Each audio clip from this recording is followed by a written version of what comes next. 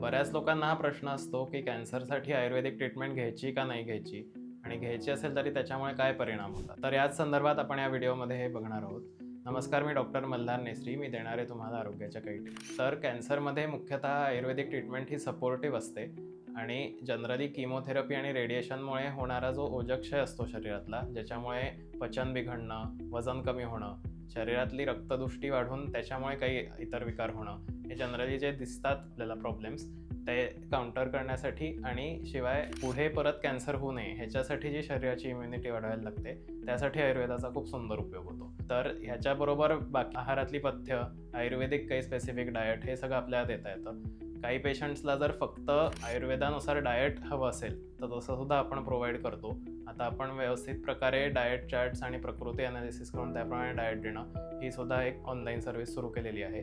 तर या संदर्भात काही शंका असतील तर तुम्ही पिन कमेंटमध्ये दिलेल्या व्हॉट्सॲपच्या लिंकवर क्लिक करून आम्हाला मेसेज पाठवा. अशाच आरोग्याच्या टिप्ससाठी फॉलो करा मेधामृत आयुर्वेद.